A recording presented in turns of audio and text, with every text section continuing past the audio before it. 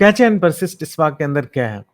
ये कितना इंपॉर्टेंट है from the point of interview, या फिर रियल लाइफ में, I mean real time use case में इसका कितना कितना इंपॉर्टेंस है? जी हाँ मेरे प्यारे दोस्तों, मेरा नाम अरुण कुमार और इस वीडियो में हम डिस्कस करने वाले हैं catch and persist in spark के बारे में, जिसके बारे में मैंने अपने प्रीवियस वीडियो में बोला था कि पहले हम प्रीवियस वीडियो में जो भी कॉन्सेप्ट मैंने डिस्कस किए थे, ये प्रीवियस वीडियो का जो कॉन्सेप्ट है वो बहुत इंपॉर्टेंट था इस कैच एंड परसिस्ट का कॉन्सेप्ट को समझने के लिए। और प्रीवियस वीडियो में हमने डिस्कस किया था on heap memory, of heap memory के बारे में काफी डिटेल में कि रैम के अंदर जो है कैसे मेमोरी डिवाइडेड होती है, ऑब्जेक्ट क्या होता है। तो हमने इन सब चीजों के बारे में डिस्कस किया था। इस वीडियो में हम अब हमारा वो फाउंडेशन बन चुका है, तो इस वीडियो में हम आगे बढ़ेंगे कैच एंड परसिस्ट के ऊपर। तो अगर आप बिग डेटा इंटरव्यूज की प्रिपरेशन कर रहे हैं, फिर बिग डेटा में आप वर्क कर रहे हैं इंडस्ट्री के अंदर, ओके, तो बट फिर भी आप एक एडवांस नॉलेज लेना चाहते हैं, तो ये टॉपिक बिल्कुल आपके लिए है। ये टॉपिक बिल्कुल आपके कैच एंड परसिस्ट के कॉन्सेप्ट्स को ओपन कर देगा, ओके। पूरे डेप्थ में हम लोग जाएंगे कि कहाँ पे कैच क्या होता है, परसिस्ट क्या होता है, परसिस्ट के अंदर कितने स्टोरेज लेवल्स हैं, उन सबको डिस्कस करेंगे, किसका सिंटेक्स क्या है, कोड को कैसे लिखें, ओके। हर सिनेरियो से, हर एंगल से जो है हम इस कैच एंड परसिस्ट जो टॉपिक है इसको देखने की कोशिश करेंगे।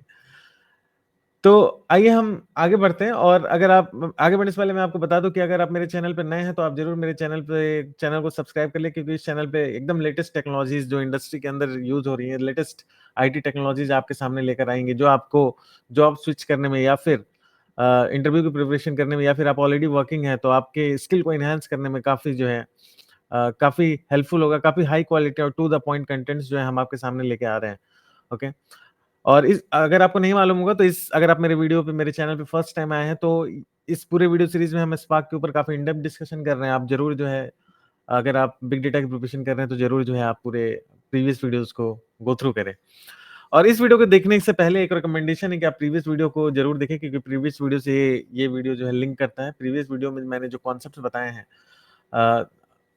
JVM, garbage collection, objects, on heap, off heap memory, इन सब कॉन्सेप्ट्स का यहाँ पे इस कैच एंड परसिस्ट जो बहुत ही इंपॉर्टेंट टॉपिक है स्पार्क का, उसमें यूज होने वाला है, ओके।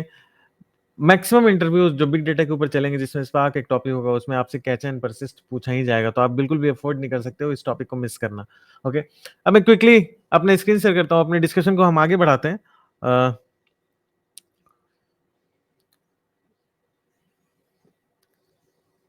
क्विकली मैं अपने स्क्रीन शेयर करता हूँ और हम जो है अपने डिस्कशन को आगे बढ़ाते हैं।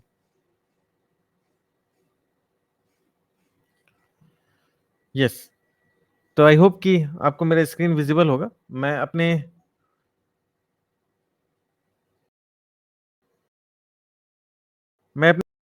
इमेज को हाइड कर लूंगा ताकि आपको जो है मेरा कंटेंट विजिबल हो, जो मेरे इस इमेज के कारण, ओके, कंटेंट की विजिबिलिटी डाउन हो गई है, आई मीन कुछ कुछ है। तो मैं इसको क्या करता हूँ, इसको जो है हाइड कर देता हूँ, सिर्फ मैं ऑडियो अपना रखता हूँ सामने, ओके।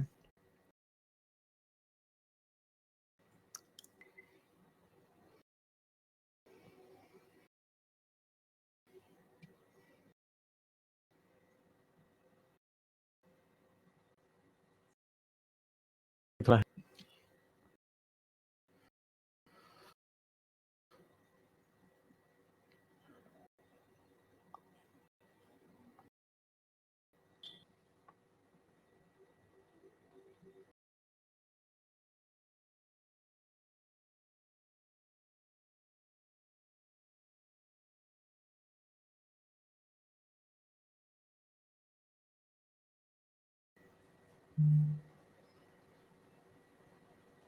मैं क्विकली अपना स्क्रीन शेयर करता हूँ और डिस्कशन को हम स्टार्ट करते हैं। और मैं अपने इमेज को हाइड कर देता हूँ, क्योंकि मैंने ऐसा नोटिस किया है कि मेरे इमेज के कारण जो है बहुत बार कुछ कंटेंट जो मैं पीपीटी पे लेके आता हूँ, अपने स्लाइड पे लेके आता हूँ, वो हाइड हो गया है, ओके। तो मैं इस अपने इमेज को यहाँ से हाइड कर देता हूँ। मैं क्विकली अपने पीपीटी यानी डेक पे आता हूँ, ओके। और हम जो है अपना डिस्कशन स्टार्ट करते हैं कैचे एंड परसिस्ट के ऊपर। तो पीपीटी में जो कंटेंट है उसमें जाने से पहले, ओके, उसमें जाने से पहले मैं आपको कुछ कुछ कॉन्सेप्ट को समझाना चाहता हूँ, ओके। कुछ कॉन्सेप्ट को मैं आपको समझाना चाहता हूँ, और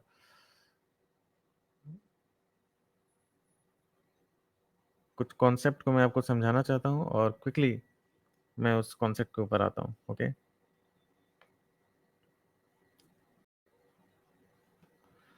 ओके।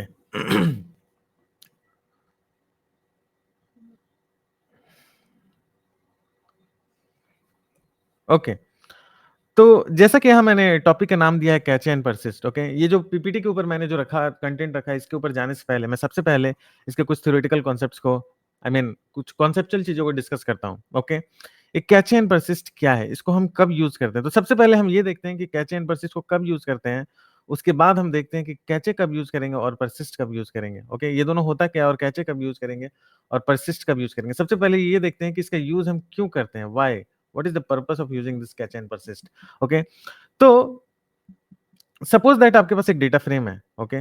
सपोज दैट आपके पास एक डेटा फ्रेम है, इस डेटा फ्रेम को क्रिएट किया आपने, सपोज दैट एडीएलएस से आपने डेटा को रीड किया spark.read.format का कोड लगा के, ओके? इस डेटा फ्रेम डीएफ में ये कोड आ गया। सपोज दैट ये जो डेटा है आपका डीएफ1 में, ये कैसा डेटा है? ये डेटा आपका फाइनेंशियल डेटा है, ओके? सपोज दैट ये डेटा जो है आपका फाइनेंशियल डेटा है, जो आपके पास अवेलेबल है, ओके? जो आपने एडीएलएस से रीड किया है डेटा फ्रेम 1 में, ये फाइनेंशियल डेटा है, ओके? और गाइज़ ये फाइनेंशियल डेटा है, सपोज दैट आपने इस पे कोई फ़िल्टर लगा दिया। ये जो डीएफ1 के अंदर जो फाइनेंशियल डेटा है, ये सपोज दैट लोन डेटा है, किसी बैंक का ये लोन का डेटा है, ओके? किसी बैंक का ये लोन का डेटा है, ओके? एक एग्ज़ाम्पल ले रहा हूँ मैं। अब ये जो डीएफ1 है, ओके? ये जो डीएफ1 है, इस डीएफ1 के अंदर सपोज दैट मैं मैं एक ट्रांसफॉर्मेशन लगाता हूँ, फ़िल्टर ट्रांसफॉर्मेशन, ओके? और इस डीएफ1 में सपोज दैट एक कॉलम है जिसको हम कह रहे हैं सैलरी, और मैं वही रिकॉर्ड्स को ले रहा हूँ जिसकी सैलरी जो है वो 20,000 से ज़्यादा है, ओके? मैंने यहाँ पे कोड लिखा और सिर्फ़ मैं वही रिकॉर्ड्स को लूँगा जिसकी सैलरी 20,000 से ज़्यादा है, ओके? अभी मैं थ्योरेटिकल समझा रहा हूँ, मैं इसी चीज़ को कोड के फॉर्म में भी आपको दिखाऊँगा, रन करके दिखाऊँगा डेटाब्रिक्स पे, तो आप बिल्कुल भी घबराइए नहीं कि क्या क्या मैं बोल रहा हूँ। आप एक ओवरव्यू समझने की कोशिश कीजिए कि मैं बोलना क्या चाह रहा हूँ। एक डेटा फ्रेम है जो कि जिसको मैंने एडीएलएस से रीड किया, और रीड करने के बाद ये जो डीएफ1 में जो डेटा है वो डेटा लोन डेटा है बेसिकली। एडीएलएस में जो डेटा था वो लोन डेटा था, किसी बैंक का लोन डेटा है, तो वो रीड होने के बाद डीएफ1 में भी लोन डेटा आएगा, ओके? अब मैंने इस डेटा के ऊपर फ़िल्टर लगा दिया, और फ़िल्टर लगाने के बाद फ़िल्टर किस पे लगाया कि ये लोन का डेटा है, तो उसमें एक कॉलम है सैलरी। तो मैंने उस डेटा को आगे फ़िर उस डेट मैंने डीएफ1 के ऊपर फ़िल्टर लगा दिया कि वही डेटा फ़िल्टर हो, मुझे वैसा डेटा चाहिए जिसमें सैलरी जो है 20,000 से ज़्यादा है, ओके? तो एक नया डेटा फ्रेम डीएफ2 मिला डेटा के ऊपर फ़िल्टर लग के, ओके? एक नया डेटा फ्रेम डीएफ2 लगा डीएफ1 के ऊपर फ़िल्टर लग के, ओके? अब 2 चीज़ें हैं, सपोज़ दैट एक कंट्री, ओके? कंट्री, और सपोज़ दैट ये 3 कॉलम्स हैं मेरे पास, एक है कंट्री, एक है स्टेट और एक है लोन अमाउंट, ओके? स्टेट, और एक है जो तीसरा कॉलम है, वो कॉलम है मेरा लोन अमाउंट, ओके? जो तीसरा कॉलम है मेरा, सपोज़ दैट वो कॉलम है मेरा लोन अमाउंट। अब जो तीसरा कॉलम है मेरा, वो कॉलम है मेरा लोन अमाउंट। अब सपोज़ दैट मेरी ये रिक्वायरमेंट है कि मुझे कंट्री वाइज़ मेरे पास पूरे वर्ल्ड का लोन डेटा है, ओके? मुझे ये चाहिए कि मुझे कंट्री वाइज़ लोन डेटा चाहिए। इसका मतलब कि मुझे कंट्री के ऊपर ग्रुप बाय करना है, ओके? कंट्री के ऊपर ग्रुप बाय करना है, ये मेरी पहली रिक्वायरमेंट है कि मुझे कंट्री के ऊपर जो भी लोन, हर कंट्री में टोटल कितना लोन अमाउंट उस बैंक ने दिया है वो निकालना है। तो ग्रुप बाय करना है कंट्री के ऊपर, और एग्रीगेशन करना है, मतलब सम ऑपरेशन करना होगा आपको, ओके? सम ऑपरेशन करना पड़ेगा आपको किसके ऊपर? लोन अमाउंट के ऊपर, राइट? ये आपकी पहली रिक्वायरमेंट है, ओके? लोन अमाउंट के ऊपर, ओके? ये आपकी पहली रिक्वायरमेंट है, और दूसरी रिक्वायरमेंट क्या है कि आपको चाहिए state wise data, state wise loan amount का डेटा कि हर स्टेट में आपने कितना लोन अमाउंट जो है वो डिस्ट्रीब्यूट किया है, ओके? तो इस केस में क्या होगा? इस केस में आपको डेटा को ग्रुप बाय करना होगा स्टेट के ऊपर, ओके? और उसके बाद डेटा को ग्रुप बाय करना होगा स्टेट के ऊपर, और उसके बाद एग्रीगेशन आपको करना होगा, ओके? इसके बाद आपको एग्रीगेशन करना होगा किस पे? एग्रीगेशन करना होगा लोन अमाउंट के ऊपर, ओके? ये 2 रिक्वायरमेंट है, ओके? ये 2 आपकी रिक्वायरमेंट है, ओके? और ये दोनों रिक्वायरमेंट उस डेटा के ऊपर होना चाहिए जहाँ पे सैलरी जो है वो 20,000 से ज़्यादा है, ओके? जहाँ पे सैलरी जो है वो क्या है? 20,000 से ज़्यादा है, ओके? इस डेटा के ऊपर होनी चाहिए, सारा डेटा के ऊपर ना हो, सिर्फ़ इसी डेटा के ऊपर हो जहाँ पे सैलरी जो है वो 20,000 से ज़्यादा है, ओके? सैलरी 20,000 से ज़्यादा है, और 2 रिक्वायरमेंट है। पहली रिक्वायरमेंट है कि कंट्री के ऊपर ग्रुप बाय हो, टोटल जो है लोन अमाउंट दिखाए कि हर कंट्री में टोटल लोन अमाउंट कितना है, और स्टेट के ऊपर ग्रुप बाय हो, स्टेट कॉलम के ऊपर ग्रुप बाय हो, और मेरा एग्रीगेशन हो कि हर स्टेट में टोटल लोन अमाउंट कितना है वो मुझे देखना है, ओके? तो सपोज़ दैट ये जो पहला ट्रांसफॉर्मेशन करने के बाद, ग्रुप बाय और एग्रीगेशन करने के बाद जो नया डेटा फ्रेम जनरेट होगा, वो डेटा फ्रेम होगा डीएफ3, और ये जो दूसरा दूसरा मेरी रिक्वायरमेंट है, ये ट्रांसफॉर्मेशन करने के बाद मेरा जो डेटा फ्रेम जनरेट होगा, वो डेटा फ्रेम होगा डीएफ4, ओके? वो डेटा फ्रेम होगा डीएफ4। बट ये जो DF3 और DF4 जो है, ओके, ये DF3 और DF4 जो है, ये किसी ना किसी इनपुट डेटा फ्रेम के ऊपर होगा। गाइस इस चीज को समझना, आप यहीं पे असली कॉन्सेप्ट है। ओके, ये जो DF3 और DF4 होगा, ग्रुप बाई करना है कंट्री के ऊपर और लोन अमाउंट निकालना है कि हर कंट्री का कितना लोन अमाउंट है। स्टेट के ऊपर ग्रुप बाई करना है, लोन अमाउंट निकालना है कि हर स्टेट का कितना लोन अमाउंट है। बट क्या कंडीशन है, किस डेटा के ऊपर आपको करना है? आपको करना है सैलरी, वैसे डेटा के ऊपर जहां पे सैलरी जो है वो 20,000 से लार्जर है। ओके, तो जो हमने फिल्टर लगाया था सैलरी 20,000 से लार्जर हो, उसके बाद जो डेटा फ्रेम जनरेट हुआ था वो डेटा फ्रेम जनरेट हुआ था DF2। इसका मतलब है कि ये जो DF3 और DF4 जो डेटा फ्रेम है, वो डेटा फ्रेम गाइस, वो डेटा फ्रेम, इस चीज को आप ध्यान से देखना, ये जो डेटा फ्रेम है DF3 एंड DF4, ये दोनों डेटा फ्रेम ओके इस DF2 डेटा फ्रेम के ऊपर डिपेंडेंट है। Okay, I hope that you are getting this concept what I am trying to say. ये जो DF2 डेटा फ्रेम है, ये डेटा फ्रेम मेरे DF3 सॉरी, ये जो DF3 and DF4 data frame, ये DF3 के ऊपर डिपेंडेंट है, क्योंकि मैंने क्या बोला कि मेरी ये जो रिक्वायरमेंट 1 और रिक्वायरमेंट 2 है, ये रिक्वायरमेंट मुझे उस डेटा के ऊपर चाहिए जहां पे सैलरी जो है वो 20,000 से लार्जर है। ओके, इस केस में ये जो DF2 है, इस केस में ओके, जो DF2 मुझे मिला है, ये कौन सा DF2 है? ये ओरिजिनल डेटा के ऊपर फिल्टर लगा और जो भी रिकॉर्ड्स की सैलरी 20,000 से ज्यादा थी, इस DF2 के अंदर सिर्फ वही रिकॉर्ड्स हैं। ओके, और उसके बाद मेरा जो ये पहला जो रिक्वायरमेंट था वो परफॉर्म हुआ और मुझे DF3 मिला, और मेरा जो ये दूसरा रिक्वायरमेंट था, ये जो परफॉर्म हुआ था, मुझे मिला DF4। Okay, DF4। ओके, तो अगर आप इसको ध्यान से देखोगे इस चीज को, ओके, इस चीज को आप ध्यान से देखोगे, ओके, तो DF3 की डिपेंडेंसी DF2 के ऊपर है, DF4 की भी डिपेंडेंसी DF2 के ऊपर है। ओके, और DF3 की भी डिपेंडेंसी DF2 के ऊपर है, DF4 की भी डिपेंडेंसी DF2 के ऊपर है। मैंने आपको बोला था कि ट्रांसफॉर्मेशन, कितना भी ट्रांसफॉर्मेशन लिखें, वो तब तक एग्जीक्यूट नहीं होगा जब तक एक्शन कॉल नहीं होगा। ओके, एक्शन कॉल नहीं होगा। ओके, तो सपोज दैट आपने DF3 जनरेट करने के लिए ट्रांसफॉर्मेशंस लिखे। ओके, आपने DF3 जनरेट करने के लिए ट्रांसफॉर्मेशंस लिखे और उसके बाद जो है आपने किसी एक्शन को कॉल किया। जैसे ही आप एक्शन को कॉल करेंगे, ओके, ये DF3 क्रिएट होना स्टार्ट होगा, बट DF3 डिपेंडेंट है DF2 पे। ओके, तो पीछे से ये DF2 को भी कॉल करेगा और DF2 का भी क्रिएशन स्टार्ट होगा। DF2 भी सपोज दैट अभी क्रिएटेड नहीं है। ओके, तो DF2 का भी क्रिएशन स्टार्ट होगा। DF2 का क्रिएशन स्टार्ट होगा तो DF2 डिपेंडेंट है DF1 के ऊपर। ओके, तो ये DF1 का भी क्रिएशन स्टार्ट होगा। DF1 का क्रिएशन कैसे स्टार्ट होगा? ADLS से डेटा को रीड करेगा और DF1 क्रिएट होगा। इसका मतलब है कि ये पूरा प्रोसेस रिपीट किया। सिमिलरली अगर DF4 ये जो मेरा दूसरा रिक्वायरमेंट है, ये रिक्वायरमेंट फुलफिल हुआ, फुलफिल करने के लिए मुझे DF4 क्रिएट करना है जिसके अंदर ये दो ट्रांसफॉर्मेशंस होंगे। तो ये जो दो ट्रांसफॉर्मेशंस के हम कोड लिखेंगे तब एग्जीक्यूट होगा जब हम किसी एक्शन को कॉल करेंगे। ओके, ये तब एग्जीक्यूट होगा जब हम किसी एक्शन को कॉल करेंगे। I hope that you are getting this point.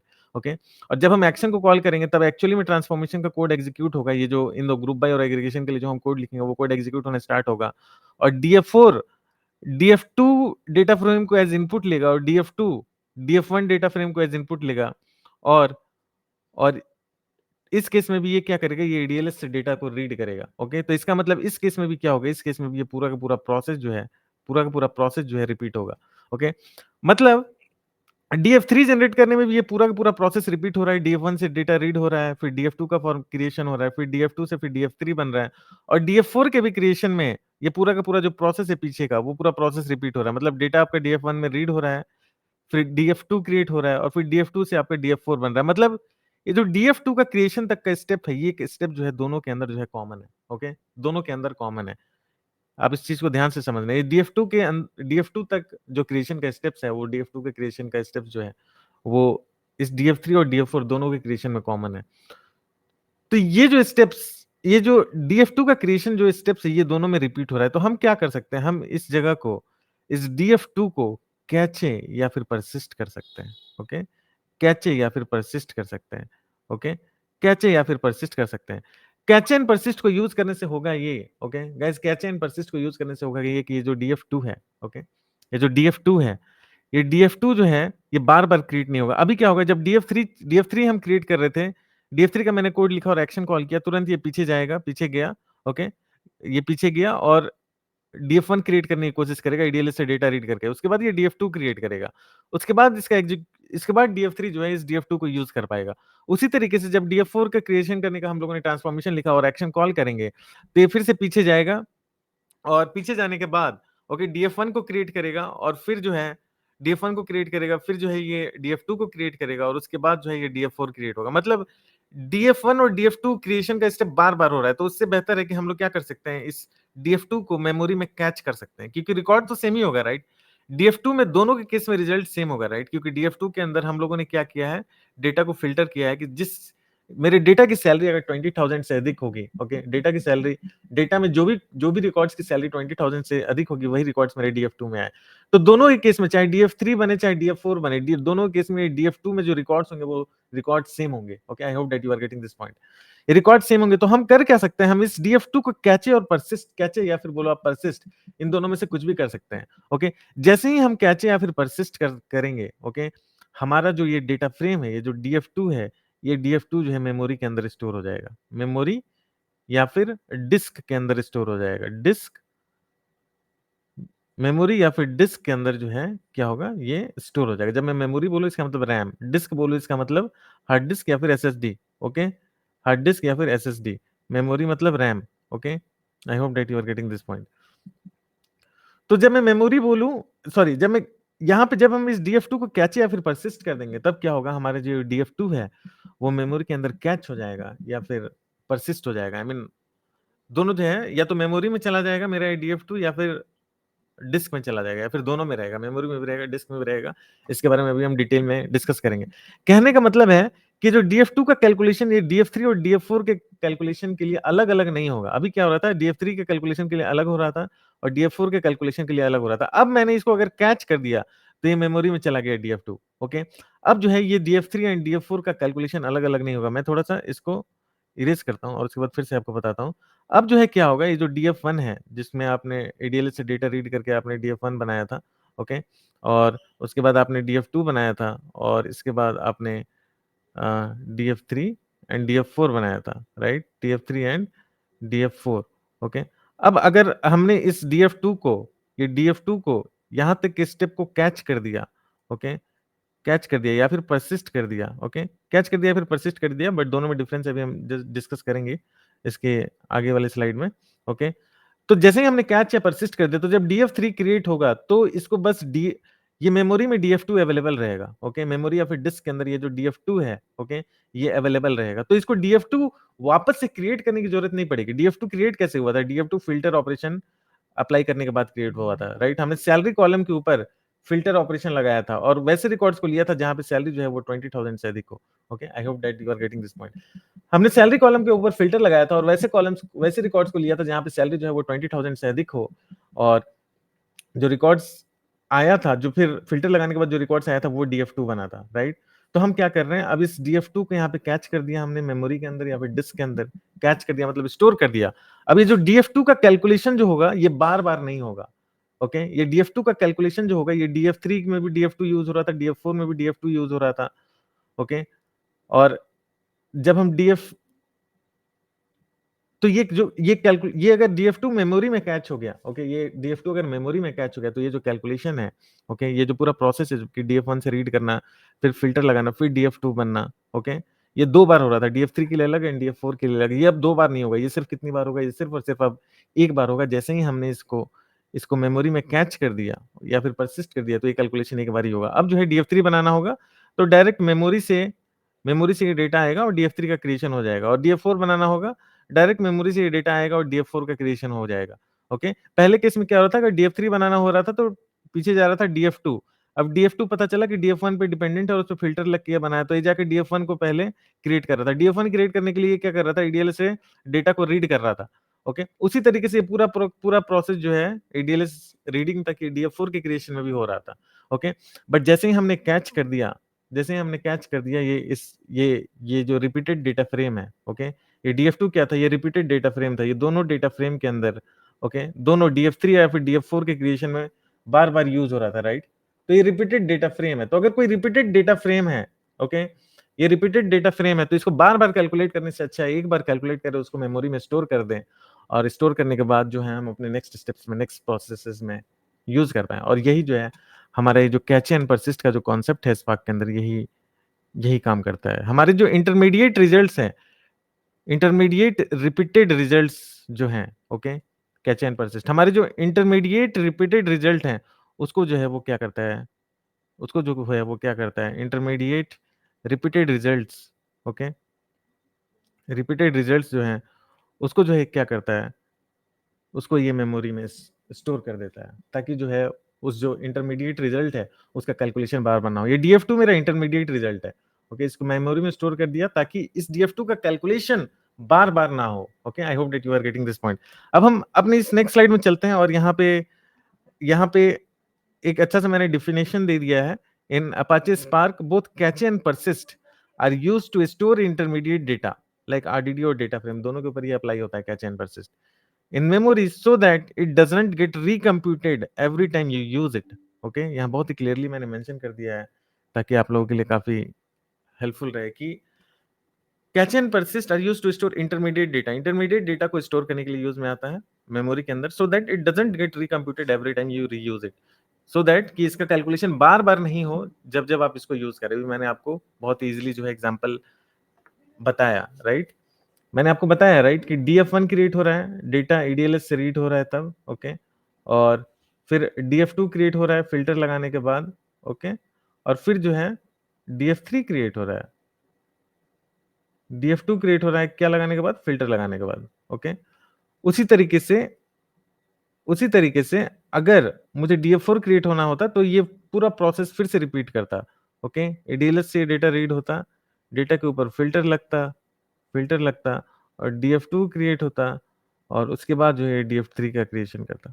Okay, I hope that you are getting this point. ये पूरा का पूरा प्रोसेस देखो यार, DF2 और DF1 का क्रिएशन दोनों के अंदर रिपीट हो रहा है, तो ये पूरा का पूरा प्रोसेस 2 बार होता है, एक बार यहाँ होता और एक बार यहाँ होता।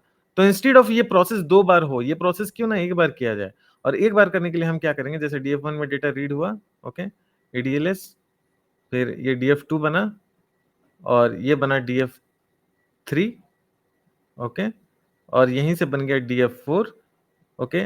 इस DF2 को हम क्या करते हैं, कैच कर देते हैं या फिर परसिस्ट कर देते हैं। ये प्रोसेस पूरा का पूरा रिपीट हो रहा है, राइट, कैच या फिर परसिस्ट कर देते हैं, ये दोनों प्रोसेस रिपीट हुआ, राइट, यहाँ भी रिपीट हुआ और यहाँ भी रिपीट हुआ। तो इससे बेहतर है कि इसको कैच या फिर परसिस्ट कर देते हैं, ये कैलकुलेशन एक भी बार होगा और मेमोरी में स्टोर हो जाएगा, 2 बार नहीं होगा। मेमोरी में जैसे ही स्टोर होगा, मान लो DF3 का कैलकुलेशन हुआ, इस कैलकुलेशन में पूरा स्टेप फॉलो हुआ, ओके, और यहाँ पे मैंने इसको कैच कर दिया, जैसे ही ये कैलकुलेशन हुआ, ये पूरा स्टेप फॉलो होकर ये कैलकुलेशन हो गया DF2 तक, इसको मैंने कैच कर दिया, ओके, DF3 भी क्रिएट हो गया और इसको मैंने कैच कर दिया, कैच या फिर परसिस्ट कर दिया। अब जब DF4 का कैलकुलेशन होगा तो इसको DF2 डायरेक्टली मेमोरी में मिल जाएगा, रेदर देन ये स्टेप रिपीट करिए, स्टेप रिपीट नहीं होगा, डायरेक्टली क्या होगा, इसको ये DF2 जो है मेमोरी में मिल जाएगा। Okay, I hope that you are getting this concept. आपको मैं इसका कोड दिखाऊंगा कि कैसे जो है हम कैच और परसिस्ट करते हैं और कितने डिफरेंट टाइप्स ऑफ परसिस्ट हैं, उन डिफरेंट टाइप्स ऑफ परसिस्ट के बारे में भी हम डिस्कस करेंगे। ओके, थोड़ा सा मैं इसको क्लीन कर देता हूँ ताकि विजिबिलिटी जो है वो अच्छी रहे। यस,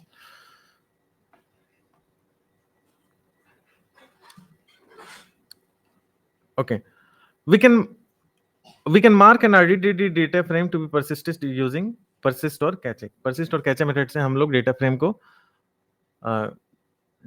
को जो इंटरमीडिएट डेटा है उसको जो है मेमोरी में स्टोर कर सकते हैं, मेमोरी या फिर डिस्क में। ओके, अब जो है हम आगे बढ़ते हैं और मैं आपको ये बता दूं कि स्पार्क के अंदर डिफरेंट काइंड्स ऑफ एक है कैच है, मैं बार बार बोल रहा हूं, और एक है परसिस्ट। ओके, परसिस्ट जो है इसका डिफरेंट स्टोरेज लेवल होता है। मैंने आपको बोला कैच एंड परसिस्ट क्या करता है, मेमोरी या फिर डिस्क में आपके डेटा को स्टोर करता है, राइट। इस परसिस्ट के डिफरेंट स्टोरेज लेवल हैं, ओके, इस परसिस्ट के डिफरेंट स्टोरेज लेवल हैं, ओके।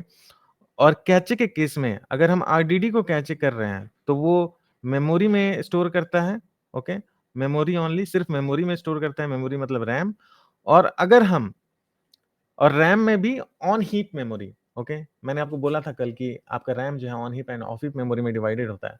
तो जो ऑन हीप मेमोरी है उसमें स्टोर करता है बेसिकली। ये जो मेमोरी यहाँ पे लिखा हुआ है ये मेमोरी क्या है, ऑन हीप मेमोरी। ओके, यहाँ मैं लिख देता हूँ ऑन हीप मेमोरी। अगर आप on heap end of heap memory के कॉन्सेप्ट से क्लियर नहीं है तो आप जरूर मेरे प्रीवियस वीडियो को देखें। ओके, ये वीडियो थोड़ा लंबा होने वाला है तो आप जो है जरूर जो है मेरे इस वीडियो से बने रहें, क्योंकि ये वीडियो जो है आपका एक बहुत ही बड़ा कॉन्सेप्ट क्लियर करेगा। ओके, तो ये ऑन हीप मेमोरी हो गया, ऑन हीप मेमोरी में स्टोर करता है। बट डेटा फ्रेम के केस में ओके, आरडीडी या फिर डेटा फ्रेम किसी भी चीज को हम कैच परसिस्ट कर सकते हैं, राइट। डेटा फ्रेम के केस में ये मेमोरी एंड डिस्क दोनों में स्टोर करता है। Okay, memory and disk. Okay, memory and disk. जब मैं मेमोरी की बात कर रहा हूं तो मेमोरी का मतलब समझना ऑन हीप मेमोरी। तो जब हम आरडीडी को कैच करते हैं तो सिर्फ जो है मेरा मेरा डेटा जो है मेमोरी में स्टोर होता है, और अगर हम डेटा फ्रेम को कैच करते हैं तो मेरा डेटा मेमोरी और डिस्क दोनों जगह स्टोर होता है। ओके, ये बाय डिफॉल्ट बिहेवियर है कैचे का। ओके, ये आपको याद रखना है। ओके, ये पूछा जाता है इंटरव्यू में कि जब हम कैच करेंगे डेटा को तो आप हमारा डेटा जो है वो कहाँ पे स्टोर होता है। तो आरडीडी के केस में आपका डेटा बाय डिफॉल्ट मेमोरी में स्टोर होता है, और डेटा फ्रेम के केस में आपका डेटा मेमोरी और डिस्क में स्टोर होता है बाय डिफॉल्ट। ओके, और परसिस्ट के केस में डिफरेंट स्टोरेज लेवल है जिसके ऊपर हम अभी डिस्कशन करेंगे। मैं क्विकली जो है अपना स्क्रीन क्लीन करता हूँ और मैं कोशिश करता हूँ थोड़ा अपने इमेज को ले आऊँ। आई डोंट नो, मैंने देखा भी नहीं कि कैसे ये इमेज बस आता है। मैंने इमेज हाइड कर दिया था, बट ठीक है, कोई बात नहीं, हम आगे बढ़ेंगे बिना इमेज के ही। ओके, इस कॉन्सेप्ट को समझते हैं, इस कॉन्सेप्ट पे बने रहिए आप। ओके, ये कॉन्सेप्ट पकड़िए, कॉन्सेप्ट पकड़ना जरूरी है। ओके, तो हम डिस्कस कर रहे थे कैचे एंड परसिस्ट के बारे में, राइट। कैचे एंड परसिस्ट के बारे में, और कैचे के बारे में मैंने बोला अभी जस्ट आपको कि आरडीडी के केस में सिर्फ मेमोरी, आरडीडी के केस में सिर्फ मेमोरी, मैं शॉर्ट में मेमोरी लिखता हूँ, और डेटा फ्रेम के केस में okay memory and disk. Okay, जब एक डेटा फ्रेम को कैच करेंगे तो वो मेमोरी एंड डिस्क में डेटा को स्टोर करेगा, और एक आरडीडी को अगर हम कैच करेंगे ओके तो वो जो है मेमोरी के अंदर स्टोर करेगा। ठीक है, I hope that this concept is clear to you. ये स्पार्क का डॉक्यूमेंटेशन बोलता है, ये डॉक्यूमेंटेशन मैंने यहाँ पे ऑलरेडी यहाँ पे लगाया हुआ है। ओके, क्योंकि मैंने डॉक्यूमेंटेशन इसलिए लगाया क्योंकि कहीं आप पढ़ोगे तो पता चलेगा कि कैचे जो है मेमोरी में डेटा को स्टोर करता है, और कहीं आप पढ़ोगे तो पता चलेगा कि कैचे जो है बाय डिफॉल्ट मेमोरी और डिस्क में स्टोर करता है। तो मैंने दोनों को क्लियरली बता दिया कि आरडीडी के केस में सिर्फ मेमोरी में स्टोर होगा, और डेटा फ्रेम के केस में मेमोरी और डिस्क दोनों में स्टोर होगा। और ये जो है उसका प्रूफ स्पार्क का डॉक्यूमेंटेशन कहता है। अगर मैंने आरडीडी डॉट कैच किया, अगर मैंने आरडीडी को कैच किया तो ये मेमोरी में स्टोर होता है, और अगर मैंने डेटा फ्रेम को कैच किया ओके तो ये जो है मेमोरी एंड डिस्क दोनों में स्टोर होता है। ये डी सीरियर का मतलब, डी एस सी आर का मतलब क्या है मैं बताऊंगा आपको। ओके, बट ये एक प्रूफ है जो मैं आपके सामने रख रहा हूँ, क्योंकि अगर ये प्रूफ मैंने इसलिए रखा है क्योंकि ऐसा हो सकता है कि आप कंफ्यूज हो जाएं, क्योंकि गूगल आप करोगे तो आपको पता चलेगा, कहीं बोला जाएगा कि सिर्फ मेमोरी में स्टोर होता है, और कहीं बोला जाएगा कि स्पार्क के अंदर अगर हम कैच करेंगे तो मेमोरी एंड डिस्क दोनों में स्टोर होगा। तो मैंने क्लियर कर दिया आपको कि आरडीडी के केस में अगर हम कैच करेंगे तो सिर्फ जो है वो मेमोरी में स्टोर होगा, और डेटा फ्रेम के अगर केस में हम कैच करेंगे तो वो आपका डेटा जो है मेमोरी और डिस्क दोनों में स्टोर होगा। Okay, I hope that you are getting this point. और यहाँ पे मैंने स्पार्क डॉक्यूमेंटेशन का लिंक भी दिया हुआ है। ओके, तो ये लिंक से आप जो है स्पार्क के डॉक्यूमेंटेशन पेज पे जा सकते हैं, यही पेज ओपन होगा और आप जो है वहां से रीड कर सकते हैं कि अगर आप चाहें तो आप रीड भी कर सकते हैं। ओके, ये पीपीटी मैं शेयर करूंगा जैसे ही ये स्पार्क का सीरीज खत्म होगा, जल्दी अभी ये स्पार्क का सीरीज खत्म होने वाला है, वैसे ही मैं पीपीटी पीडीएफ में कन्वर्ट करके अपने सोशल मीडिया चैनल्स और गिटहब पे डालूंगा। अगर आप मेरे चैनल सोशल मीडिया चैनल से या फिर गिटहब से कनेक्टेड नहीं है तो आप जरूर कनेक्टेड रहें, आपको बहुत ही हेल्प करने वाला है ये पूरा का पूरा सीरीज। ओके, मेरे ये पूरे ओके आपको ये बहुत ही हेल्प करेगा ये पूरा का पूरा सीरीज। अब जो है हम परसिस्ट की बात करते हैं, इसमें तो हमने बात कर लिया जब हम कैच करते हैं तो आरडीडी है तो मेमोरी में स्टोर होगा, डेटा फ्रेम है तो मेमोरी डिस्क दोनों में स्टोर होगा, बार बार बोल दिया। अब जो इस परसिस्ट के बारे में बात करते हैं, परसिस्ट के अंदर डिफरेंट स्टोरेज लेवल्स हैं।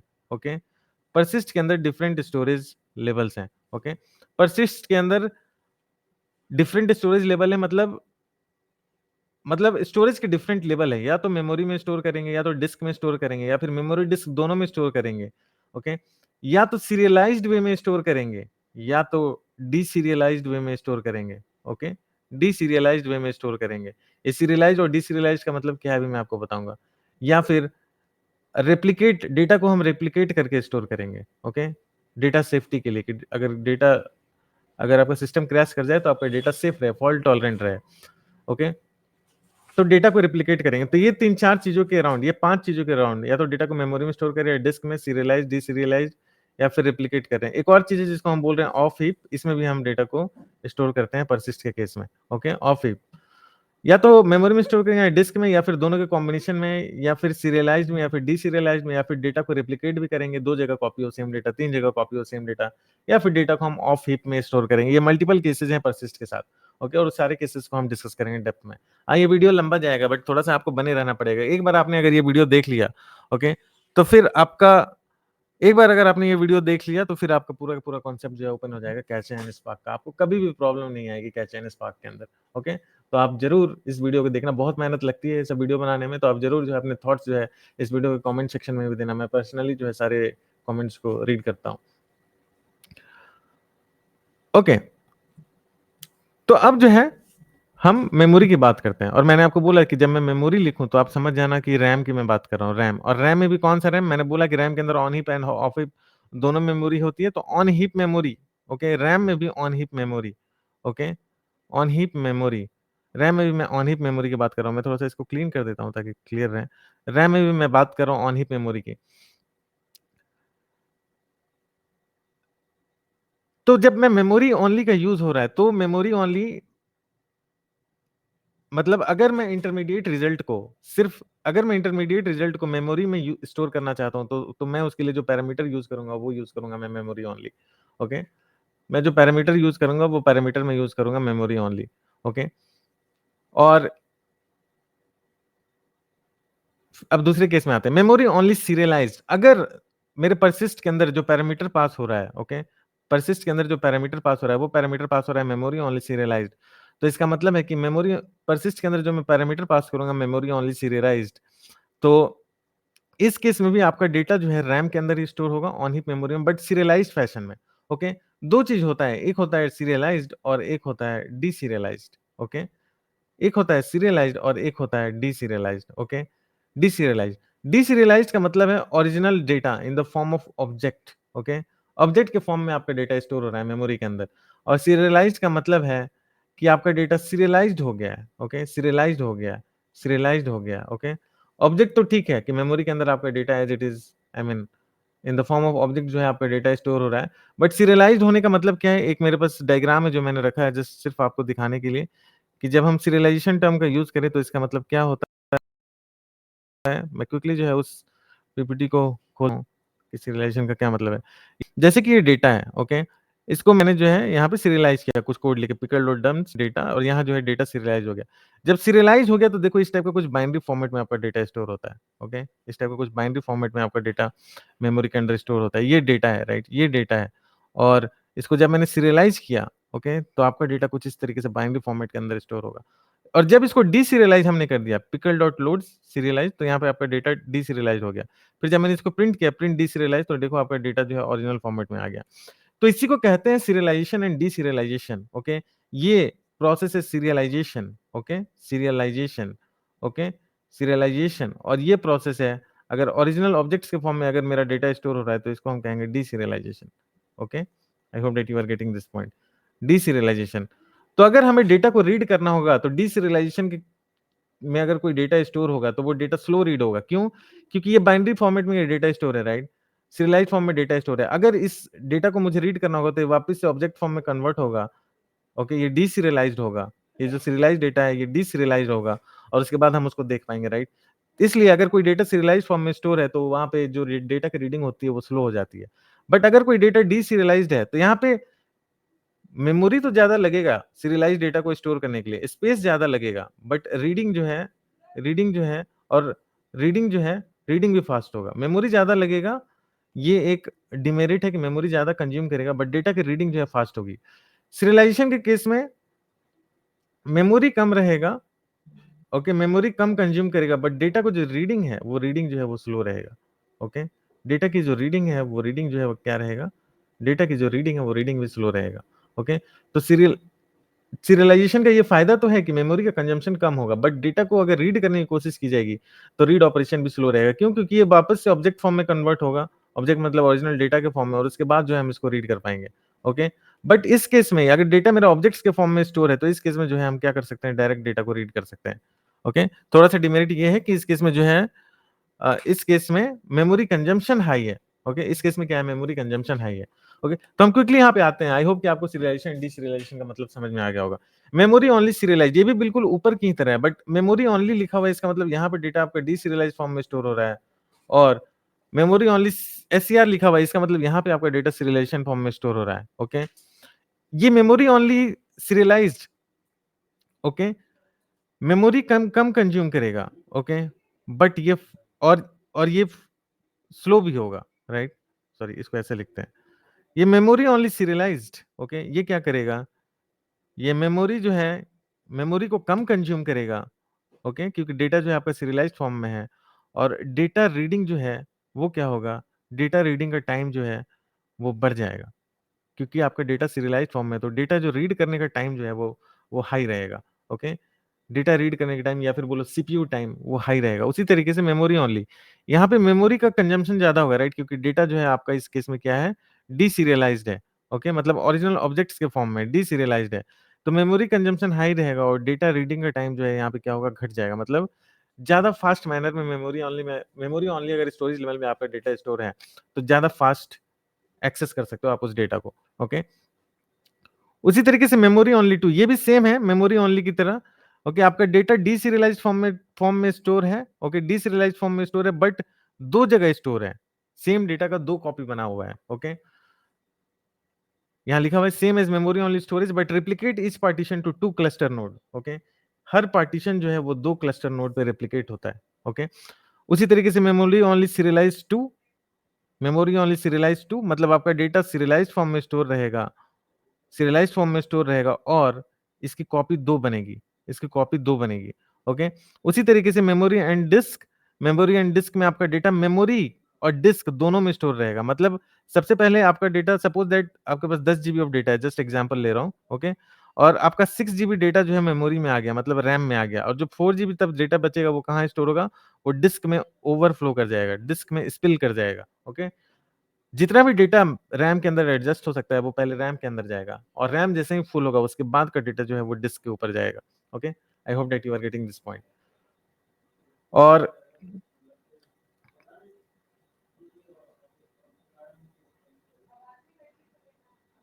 Okay, I hope that you are getting this point. जितना भी डेटा आपका मेमोरी के अंदर स्टोर हो सकता है उतना मेमोरी के अंदर स्टोर होगा, और बाकी जो डेटा है, जैसे यहाँ पे 6 जीबी मेमोरी में चला गया और 4 जीबी बचा, तो ये 4 जीबी जो है वो क्या होगा, वो डिस्क के अंदर स्टोर होगा जाके, okay. I hope that you are getting this concept.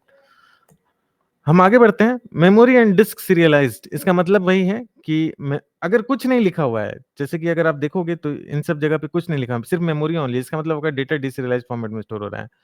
यहाँ एससीआर लिखा हुआ है मतलब सीरियलाइज्ड फॉर्मेट में। मेमोरी ओनली टू, इसका मतलब है कि रैम में स्टोर हो रहा है लेकिन डीसीरियलाइज्ड फॉर्मेट में। जहाँ कुछ नहीं लिखा हुआ वहाँ डिफॉल्ट डीसीरियलाइज्ड फॉर्मेट है, जहाँ कुछ लिखा है जैसे यहाँ पे एससीआर लिखा है, इसका मतलब ये सीरियलाइज्ड फॉर्मेट में। यहाँ मेमोरी एंड डिस्क है, इसका मतलब यहाँ पे भी आपका डेटा जो है वो डीसीरियलाइज्ड फॉर्मेट में स्टोर होगा। जहाँ कुछ नहीं लिखा है वहाँ बाय डिफॉल्ट आपको समझना है कि वहाँ डेटा जो है आपका डीसीरियलाइज्ड फॉर्म में स्टोर होगा। ये सब स्टोरेज लेवल आपको याद रखने हैं, इसमें से कुछ 4-5 स्टोरेज लेवल के नाम आपसे अगर इंटरव्यू में पूछा जाए तो आपको इंटरव्यू में एक्सप्लेन करना है, ओके। अब हम यहाँ पे आते हैं, और मेमोरी एंड डिस्क टू, ये भी देखो यहाँ कुछ नहीं लिखा हुआ है, इसका मतलब है कि आपका डेटा डीसीरियलाइज्ड फॉर्म में स्टोर होगा और दो जगह स्टोर होगा, सेम डेटा की कॉपी बनेगी दो जगह, क्लोन बनेगा दो जगह। अगर आपका डेटा बहुत ही क्रिटिकल है, ओके, तो आप नहीं चाहते हो कि उस डेटा को लूज करूं, ओके, तो आप क्या करोगे, आप जो है इजिली उसको दो जगह रेप्लिकेट करके रखोगे सेम डेटा को, ओके, कि आपका डेटा लॉस ना हो। उसी तरीके से memory and disk serialized two, okay, इस केस में मेमोरी एंड डिस्क में स्टोर होगा बट सीरियलाइज्ड फैशन में स्टोर होगा, और दो जगह कॉपी होगा, दो नोड्स पे कॉपी होगा, राइट, यहाँ लिखा हुआ है same as memory and disk serialized storage level but replicate each partition into two cluster node, दो नोड पे, क्लस्टर के दो नोड पे सेम डेटा कॉपी होगा, ओके। उसी तरह डिस्क ओनली, यहाँ पे सिर्फ जो है आपका डेटा डिस्क में स्टोर होता है, disk only two, same data disk में दो जगह क्लोन होता है, दोनों में कुछ नहीं लिखा हुआ है, इसका मतलब दोनों जगह जो है डीसीरियलाइज्ड फॉर्म में डेटा स्टोर रहता है, ओके। अब बारी आती है इस ऑफ हिप की। ऑफ हिप मेमोरी के बारे में मैंने आपको बताया था कि ऑफ हिप मेमोरी में भी आप डेटा को स्टोर कर सकते हो, बट इसके लिए कॉन्फ़िगरेशन करना पड़ता है, वो कॉन्फ़िगरेशन जस्ट मैं अभी बताऊंगा आपको कि ऑफ हिप में आप डेटा को कैसे स्टोर कर सकते हैं। अगर आपको ये डायग्राम याद होगा तो मैंने आपको बोला था कि आपका पूरा का पूरा रैम, ओके, आपका जो सिस्टम का जो रैम है, ओके, वो बेसिकली ऑन हिप मेमोरी में डिवाइड रहता है, फिर ऑफ हिप मेमोरी रहता है, और रैम का कुछ स्पेस जो है ओएस या फिर सिस्टम के अदर प्रोसेसेस यूज करते हैं, ओके। ये सब क्या है, लॉजिकल पार्टीशन क्या है, रैम जो है लॉजिकली पार्टीशन होता है, लॉजिकल पार्टीशन होता है रैम का, कुछ पार्टीशन ऑन हीप मेमोरी जिसको जेवीएम मैनेज करता है, कुछ पार्टीशन को बोलते हैं ऑफ हीप मेमोरी जिसको स्पार्क मैनेज करता है, और कुछ पार्टीशन जो है ऑपरेटिंग सिस्टम और सिस्टम प्रोसेसेस जो है यूज करते हैं। Okay, I hope that you are getting this point what I am trying to say. तो अगर बाय डिफॉल्ट अगर मैं मेमोरी टर्म यूज कर रहा हूं, तो मेमोरी टर्म जब मैं यूज कर रहा हूं तो आपको समझ आप मैंने आपको बोला इस लेक्चर के स्टार्टिंग में है कि ऑन हीप मेमोरी आप समझना। और अब जो है मतलब आप जो है अभी तक जितना भी मैं मेमोरी मेमोरी जहां भी यूज किया, इसका मतलब है कि वो वहां मैं ऑन हीप मेमोरी की बात कर रहा था। अब जो है सपोज दैट आपको डेटा को ऑफ हीप मेमोरी में यूज करना है, तो ऑफ हीप मेमोरी में यूज करने के लिए ओके आपको ये स्टोरेज लेवल को पास करना पड़ेगा परसिस्ट के अंदर। ओके, ये जो भी हम डिस्कस किए, ये ऑफ हीप स्टोरेज लेवल अगर हम पास करेंगे परसिस्ट के अंदर, तो आपका डेटा जो है वो ऑफ हीप में जाकर स्टोर होगा। हम क्विकली आगे बढ़ते हैं। एक मेरे पास एक स्लाइड है और ये बहुत ही ब्यूटीफुल स्लाइड है, आपके कुछ कॉन्सेप्ट्स क्लियर होंगे।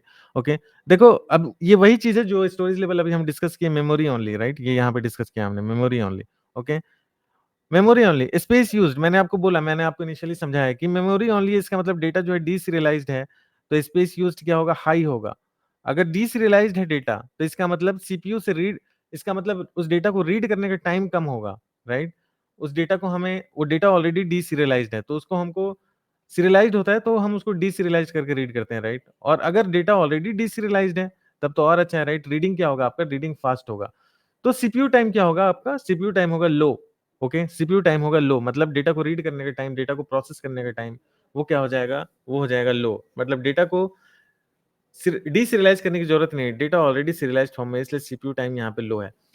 इन मेमोरी, यहाँ सिर्फ मेमोरी लिखा हुआ है तो यस इन मेमोरी कंपटीशन है। ऑन डिस्क नो, डिस्क में कोई कंपटीशन नहीं है, यहाँ पे डिस्क वर्ड का यूज नहीं है। मेमोरी ओनली सीरियलाइज, यहाँ सीरियलाइज्ड है तो स्पेस यूज्ड क्या होगा? लो। सीपीयू टाइम क्या होगा? हाई। सीपीयू टाइम हाई इसलिए क्योंकि डेटा सीरियलाइज, और सीरियलाइज डेटा को रीड करना है तो सबसे पहले सीरियलाइज डेटा डीसीरियलाइज होगा, उसके बाद ही हम इसको रीड कर पाएंगे। ओके, तो इसलिए इसमें प्रोसेसिंग टाइम ज्यादा लगेगा, इसलिए सीपीयू टाइम जो है हाई है। मेमोरी में डेटा स्टोर हो रहा है, यस। क्या डिस्क में भी स्टोर हो रहा है? No. Data serialize to save space, मैंने आपको बोला कि जैसे ही सीरियलाइजेशन होगा, सीरियलाइजेशन स्पेस बचाता है। ओके, इसलिए डेटा को जहां स्पेस की कमी होती है, ओके, जहां स्पेस की कमी होती है वहां पे डेटा का सीरियलाइजेशन हम कर देते हैं, तो डेटा जो है वहां पे सेव हो जाता है। अब आपको डिसाइड करना पड़ेगा कि मेमोरी आपके लिए ज्यादा इंपॉर्टेंट है या फिर टाइम। ओके, आपके पास स्पेस लिमिटेड है तो आपके पास डिसाइड करना पड़ेगा कि मेमोरी ज्यादा इंपॉर्टेंट है या टाइम। अगर आपके पास मेमोरी बहुत है, ओके, तो आप डेटा को डिसीरियलाइज फॉर्म में रखो, आपका टाइम जो है कम रहेगा, कम लगेगा, ओके, डेटा को प्रोसेस करने का। बट आपके पास मेमोरी कम है, ओके, तो आप क्या करो? आप इसको सीरियलाइज्ड फॉर्म में स्टोर करो, और जो है बट उस केस में प्रोसेसिंग टाइम जो है आपका हाई हो जाएगा।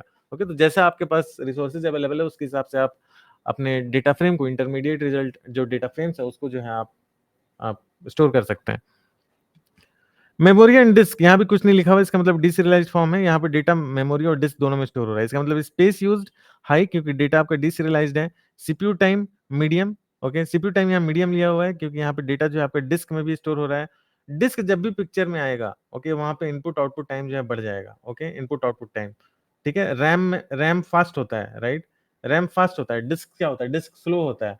अगर डिस्क में कुछ चीज है उसको एक्सेस करने में ज्यादा टाइम लगता है एज कम्पेयर टू रैम, और इसलिए यहाँ पे सीपीयू टाइम मीडियम दिया गया है, राइट? डेटा डिसरियलाइज्ड है बट चूंकि डेटा आपका डिस्क में भी स्टोर है इसलिए आपका सीपीयू टाइम लो के बजाय, ओके, लो के बजाय मीडियम हो गया।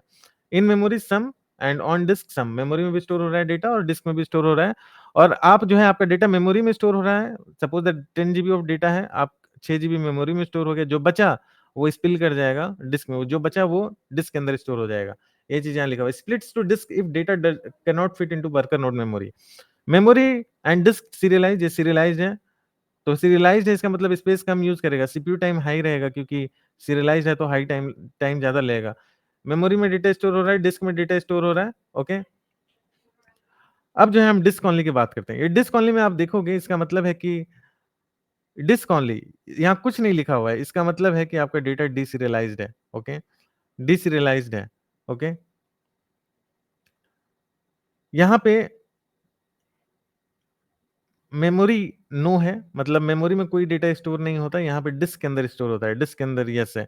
सीपीयू टाइम हाई है, of course CPU time high होगा क्योंकि मैंने बोला कि डिस्क जहां भी पिक्चर में आएगा इनपुट आउटपुट ऑपरेशन आपका बढ़ जाएगा, I mean input output time जो है ज्यादा लगेगा। ओके, तो आपका जो है ये टाइम जो है वो ज्यादा लगेगा। अब स्पेस यूज्ड, ये स्पेस यूज्ड क्या होगा? चूंकि ये स्पेस यूज यहाँ पे लो लो लिखा है मैंने, क्योंकि स्पेस यूज यहाँ लो लिखा है क्योंकि रैम में जब हम डिस्क में डेटा को स्टोर करते हैं तो रैम में कोई कोई स्पेस कंज्यूम नहीं करता है। अगर हम disc only storage level pass करते हैं तो रैम में कोई स्पेस कंज्यूम नहीं करता है, और इसलिए यहाँ पे डिस्क ओनली लिखा हुआ है। ओके, अब आप बोलोगे कि अच्छा अरुण एक बात बताओ कि भाई मैं तो स्पार्क के बारे में पढ़ रहा हूँ, नोड के बारे में पढ़ रहा हूँ, क्लस्टर के बारे में पढ़ रहा हूँ, वहां पे दो ही चीज होता है। मैं क्लस्टर के बारे में पढ़ रहा हूँ स्पार्क के अंदर उतने दिन से, वहां पे दो ही चीज होता है, राइट। मैं क्लस्टर के बारे में पढ़ रहा हूँ, वहां पे दो ही चीज होता है। पहला चीज है कि रैम कितना है, रैम का साइज कितना है, और कितने नोड हैं, right. Suppose that 4 GB RAM है, एक नोड का 4 GB रैम है। ओके, रैम कितना है और नोड कितने हैं, suppose that 4 node, 5 node, 6 node. Node मतलब कंप्यूटर, नोड कितने हैं, तो 4 GB रैम, 4 नोड, या फिर 8 नोड कर दो। हर एक नोड का रैम का साइज है 4 GB। ये डिस्क तुम कहाँ से पिक्चर में ले आ रहे हो, क्या डिस्क भी होता है क्या ये नोड्स में? तो मेरे भाई हाँ। ओके, अगर आपको ये क्लियर नहीं है तो मैं आपको बता दूं, कोई भी कंप्यूटर होता है, राइट, उसमें रैम और हार्ड डिस्क दोनों होता है। तो उसी तरीके से जो स्पार्क का नोड होता है उसमें रैम तो हम कॉन्फ़िगर करते हैं, बट हम हार्ड डिस्क कॉन्फ़िगर नहीं करते। बाय डिफॉल्ट उस कंप्यूटर के अंदर, उस नोड के अंदर रैम होता है। तो सपोज डेट 8 नोड है, तो ऐसा हो सकता है कि हर नोड के ऊपर 500 GB का हार्ड डिस्क हो। ओके, 500 GB का हार्ड डिस्क हो, तो हार्ड डिस्क भी अवेलेबल होता है। तो जहां भी डिस्क लिखा जा रहा है, इसका मतलब उस नोड के ऊपर जो हार्ड डिस्क अवेलेबल है या फिर एसएसडी अवेलेबल है, उस हार्ड डिस्क या फिर उस एसएसडी की बात की जा रही है, राइट। आई होप दैट कि आपको ये कॉन्सेप्ट्स क्लियर हो रहे होंगे। अरे भाई बहुत मेहनत लग रहा है, मेहनत लगता है ये सब कॉन्सेप्ट तैयार करने में, है ना। आप जरूर जो है इन सब वीडियोस का बेनिफिट उठाना। ये वीडियोस आपको जो है इंडस्ट्री में लैंड करा सकते हैं बहुत ही हाई पैकेज पे। ओके, तो यही चीज मैंने लिख दिया, why memory usage is low in case of in disk only. ये मैंने एक्सप्लेन कर दिया कि कोई रैम पिक्चर में नहीं आता है, कोई रैम यहाँ पे यूज नहीं होता है, इसलिए ये जो स्पेस यूज है वो लो है। जबकि डेटा डीसीरियलाइज्ड है बट रैम में स्टोर नहीं होता है, इसलिए ये लो लिखा हुआ है। और दूसरा चीज, why CPU time is high in disk only, मैंने आपको बता दिया कि डिस्क में सीपीयू टाइम हाई होता है क्योंकि डिस्क में इनपुट आउटपुट ऑपरेशन में टाइम ज्यादा लगता है। ओके, तो ये डिस्क जो है, disk is much slower than memory access. Okay, अगर रैम के कंपैरिजन में डिस्क काफी स्लो होता है। तो ये डिक मैं दूंगा आपके लिए एज नोट्स, ये वर्क करेगा। ओके, तो ये डिक जो है आप जरूर मेरे सोशल मीडिया चैनल से, जैसे अभी कुछ दिन में 4-5 वीडियो लॉन्च करूंगा, उसके बाद ये स्पार्क सीरीज खत्म होने वाला है, तो आप जो है इजिली जो है ये सारे नोट्स को एक्सेस कर सकते हैं मेरे सोशल मीडिया चैनल से या फिर गिटहब अकाउंट से। हाँ, तो ये disk, from where disk is coming in picture, तो मैंने बता दिया आपको कि हर नोड के ऊपर, ओके, हर नोड के ऊपर एक डिस्क होता है। इसके बारे में मैंने एक नोट्स टाइप का लिखा हुआ, बट मैंने वो वर्बली बोल दिया है, तो ये दिखाने की जरूरत नहीं है। मैं क्विकली आगे बढ़ता हूँ। ओके, अब जो है इतने सारे परसिस्ट के स्टोरेज लेवल मैंने आपको दिखाए। ओके, तो वो काम कैसे करता है। कैचे के केस में मैंने आपको बोल दिया, आरडीडी अगर आप आरडीडी को कैचे करोगे तो वहां पे आपका डेटा मेमोरी ओनली में स्टोर होता है by default. Okay, memory only में स्टोर होता है। और परसिस्ट के केस में, परसिस्ट अगर आप करोगे, सॉरी, और डेटा फ्रेम के केस में,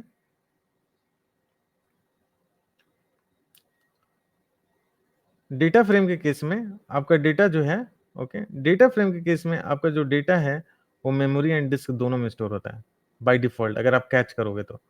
ओके, मेमोरी एंड डिस्क, इसका मतलब है, देखो यहां पे,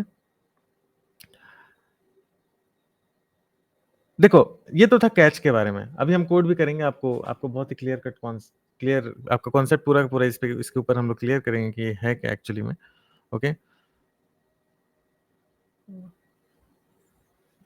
देखो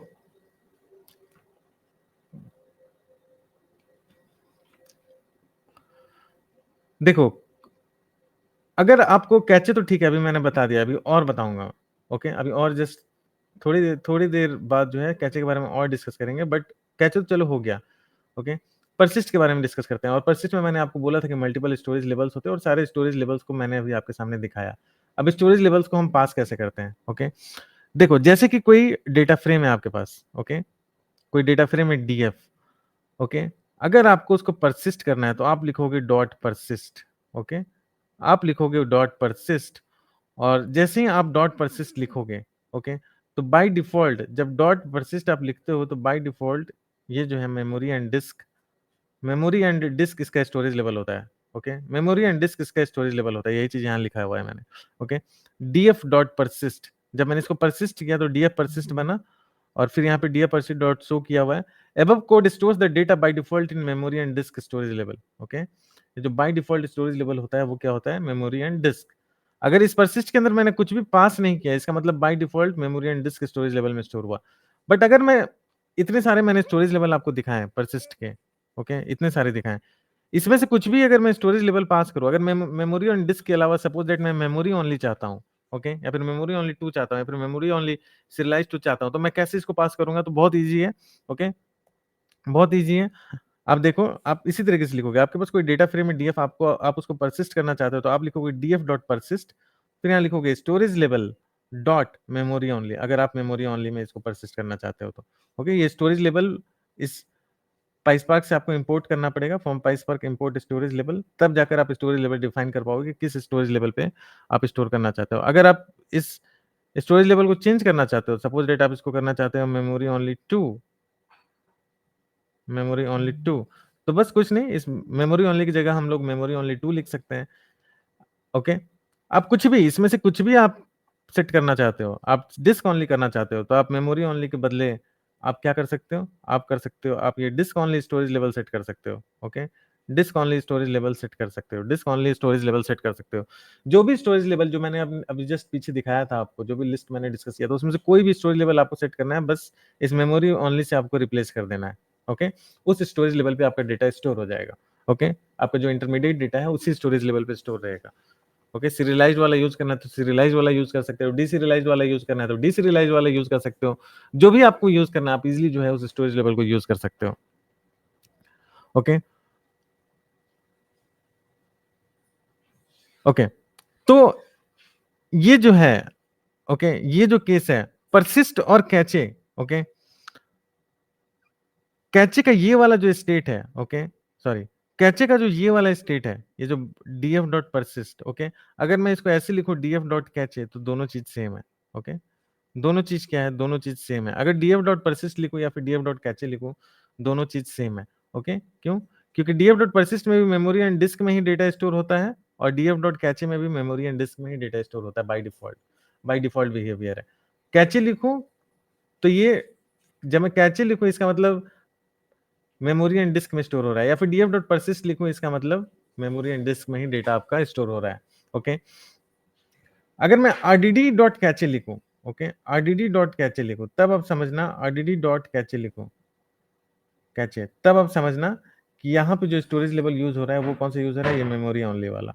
okay, RDD dot cache, okay, इस कोड के बराबर है, परसिस्ट के इस कोड के बराबर है, RDD dot persist, okay, persist storage level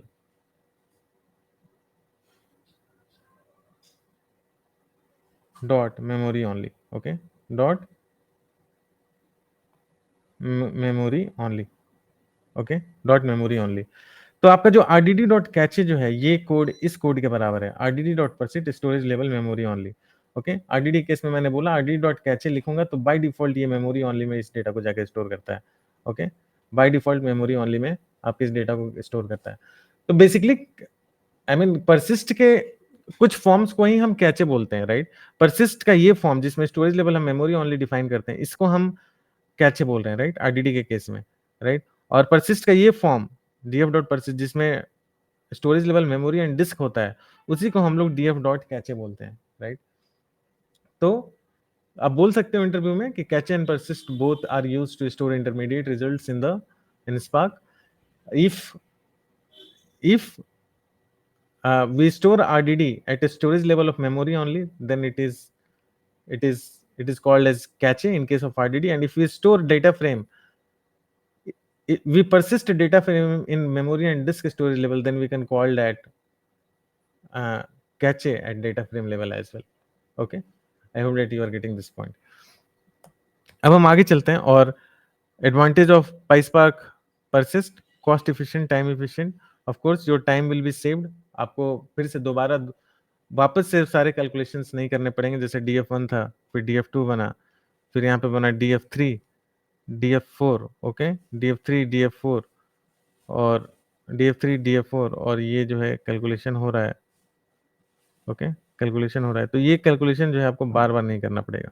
okay, cost efficient, time efficient. Cost efficient मतलब ऑफ कोर्स आपके रिसोर्सेज भी कम यूज होंगे, राइट? कोई कैलकुलेशन अगर रिपीट हो रहा है और वो बार-बार नहीं करना पड़े, तो ऑफ कोर्स आपका वो कॉस्ट एफिशिएंट होगा। ओके, अब बारी आती है कि अनपर्सिस्ट कैसे करें? ओके, अगर मैंने किसी डेटा फ्रेम को टेम्परेरी मेमोरी में स्टोर कर दिया है, तो उसको हम अनपर्सिस्ट कैसे कर सकते हैं? ओके, तो सपोज दैट आपके पास डेटा फ्रेम है df1। ओके, आपके पास डेटा फ्रेम है df1 और सॉरी, आपके पास कोई डेटा फ्रेम है df और आपने उसको कैचे किया हुआ है, या फिर आपने उसको क्या किया हुआ है, आपने उसको क्या किया हुआ है, या फिर आपने उसको परसिस्ट किया हुआ है, कुछ भी आपने किया हुआ है। ओके, कैचे किया हुआ है या फिर परसिस्ट किया हुआ है।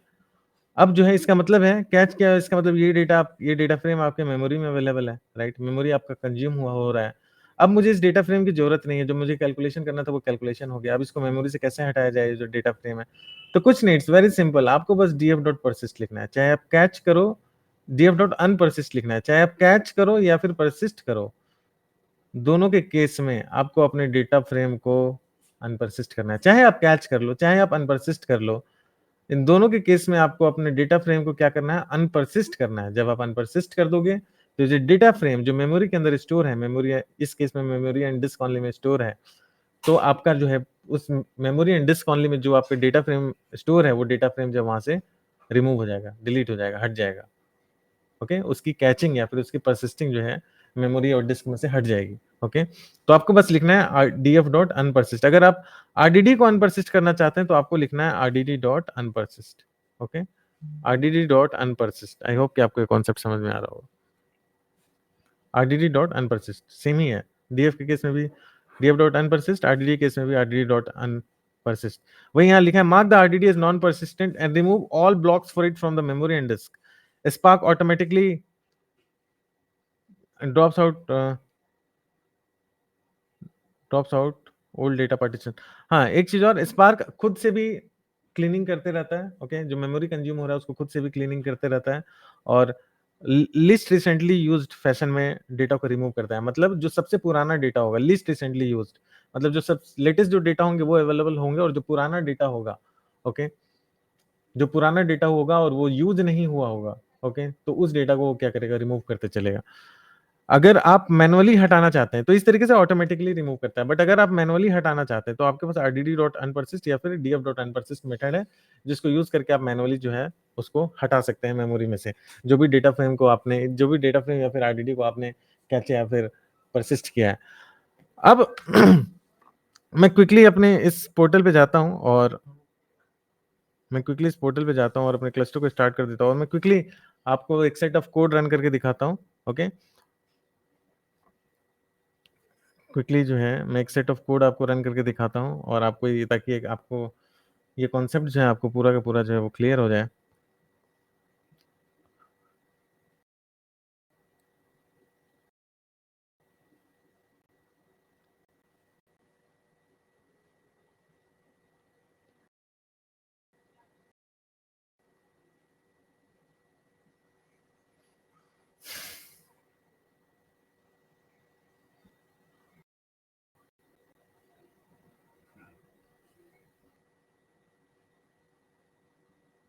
ओके, तो मैंने ऑलरेडी कुछ कोड लिख रखे हैं जो मैं आपको दिखाऊंगा, और इसके बाद हम इस कॉन्सेप्ट को एंड करेंगे। ये कॉन्सेप्ट काफी दिनों से पेंडिंग था, एट द सेम टाइम ये कॉन्सेप्ट बहुत ही इंपॉर्टेंट था, बट इस कॉन्सेप्ट को देने से पहले मेरा आप लोगों का बहुत सारा कॉन्सेप्ट क्लियर करना था, और इसलिए मैंने प्रीवियस वीडियो आप लोगों को के लिए बनाया था कि इस वीडियो में आने से पहले आपको प्रीवियस वीडियो देखना चाहिए। अगर आपने नहीं देखा है तो आप जरूर इस वीडियो को देखें, और जरूर इस वीडियो को आप अपने फ्रेंड्स फैमिलीज के साथ शेयर करें, क्योंकि ये सब जो है, ये जो वीडियोस मैं निकाल रहा हूँ, ये सब वीडियोस बहुत ही हेल्पफुल होगा आपको एक बहुत ही अच्छी जॉब लैंड करने में इंडस्ट्री के अंदर। ओके, ये बहुत ही one of the latest and बहुत ही हाई पेइंग टेक्नोलॉजी है, बहुत ही अच्छे जॉब में आपको लैंड करा सकती है। ओके, क्लस्टर को मैं स्टार्ट कर रहा हूँ, और मीनवाइल मैं इस नोटबुक को ओपन करता हूँ क्विकली। इस नोटबुक को मैं क्विकली ओपन करता हूँ, और ये नोटबुक में कुछ मैंने सेट ऑफ कोड्स ऑलरेडी लिख लिए हैं। ओके, और कुछ कोड्स हैं मेरे पास, इसको मैं क्या करता हूँ, अगर आप इस कोड को देखोगे तो इसको मैं एक नोटपैड पे लेके आ जाता हूँ ताकि आपको जो है समझाने में मुझे आसानी हो जाए।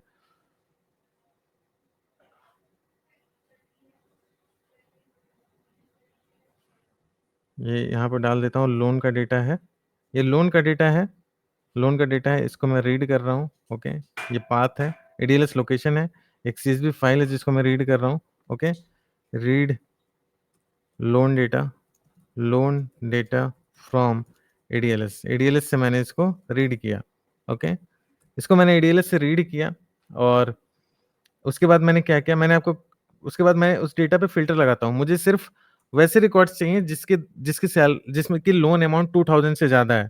Records where loan amount records where loan amount is loan amount is greater than 2000। Loan amount जो है वो क्या है, 2000 से ज़्यादा है, ओके। लोन अमाउंट क्या है आपका, where loan amount is greater than 2000।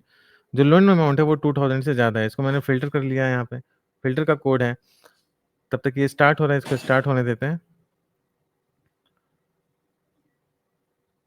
और इसके बाद क्या करते हैं, उसके बाद सपोज़ मुझे कुछ कैलकुलेशन करना है। ये मेरा पहला कैलकुलेशन है जो मुझे करना है, ओके। ये मेरा पहला कैलकुलेशन है, ठीक है। होम ओनरशिप नाम का एक कॉलम है इस डेटा फ्रेम के अंदर। तो इस होम ओनरशिप कॉलम के ऊपर, ये जो होम ओनरशिप कॉलम है उसके ऊपर ग्रुप करें,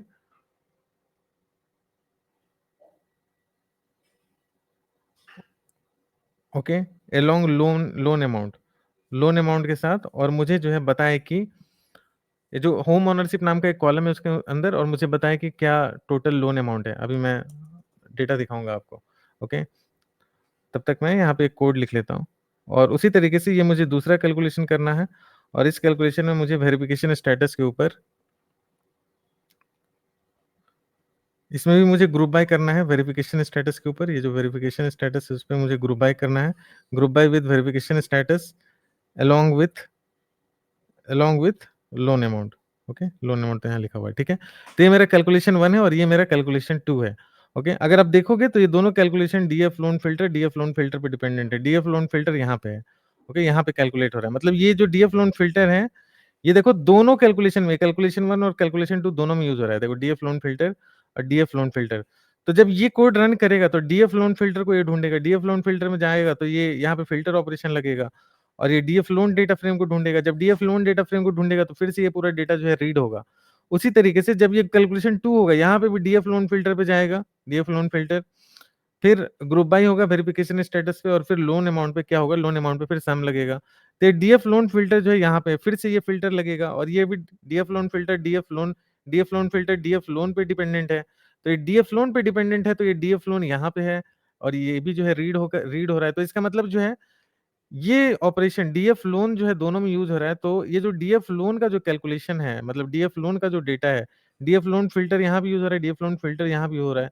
तो इसका मतलब ये जो डीएफ लोन फिल्टर का जो डेटा है, इसको हम क्या कर सकते हैं, यहाँ पे हम इसको कैच कर सकते हैं, या फिर डीएफ लोन फिल्टर, इसको हम यहाँ पे क्या कर सकते हैं, डॉट कैच, इसको कैच कर सकते हैं, या फिर इसको हम परसिस्ट कर सकते हैं, ओके।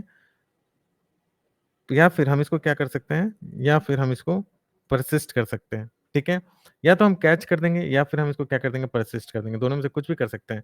अगर कैच करेंगे इस डेटा फ्रेम को, तो मेरा जो है ये जो डेटा फ्रेम होगा, ये स्टोर होगा मेमोरी एंड डिस्क में, दोनों जगह पे, ओके।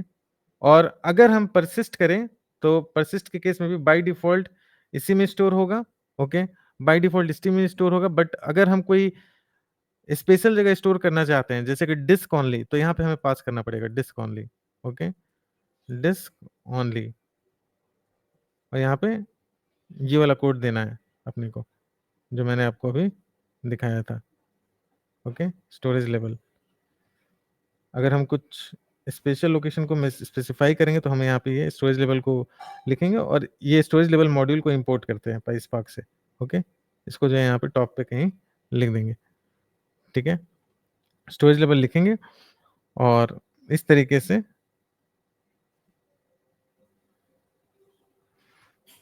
यहाँ मैं और लिख देता हूँ। अगर मुझे कुछ स्पेसिफाई करना हुआ तो कुछ इस तरीके से हम लिख सकते हैं। ओके। और जितने भी टाइप्स के मैंने स्टोरेज लेवल दिखाए वो सारे स्टोरेज लेवल यहाँ पे हम जो है क्या कर सकते हैं, वो सारे के सारे स्टोरेज लेवल हम यहाँ पे पास कर सकते हैं। आई होप कि आपको इस समझ में आ रहा होगा कॉन्सेप्ट। तो स्टोरेज लेवल पास करेंगे और उसके बाद कैलकुलेशन 1 कैलकुलेशन 2 होगा। तो जैसे ही इसको डीएफ लोन फ़िल्टर चाहिए, ये तुरंत यहाँ से ले लेगा, जो कैच किया हुआ या फिर परसिस्ट किया हुआ यहाँ से ले लेगा। और ये सब कैलकुलेशन, ये कैलकुलेशन बार-बार नहीं होगा। सिर्फ़ एक बार यहाँ तक कैलकुलेशन होगा डीएफ लोन फ़िल्टर का, उसके बाद वो मेमोरी के अंदर स्टोर हो जाएगा, कैच हो जाएगा या फिर परसिस्ट हो जाएगा। ओके? जो भी आप कोड लिखोगे वही वो ऑपरेशन परफ़ॉर्म हो जाएगा कैच एंड परसिस्ट का। और उसके बाद यहाँ भी ज़रूरत पड़ेगा, तो ये यहाँ जाकर यहाँ से उठा लेगा अगर आप कैच किए रहोगे। और कैलकुलेशन 2 में भी आप जाओगे, तो यहाँ पे इस डीएफ लोन फ़िल्टर की ज़रूरत पड़ेगी, इस यहाँ से वो पिकअप कर लेगा। ओके? यहाँ से वो पिकअप कर लेगा।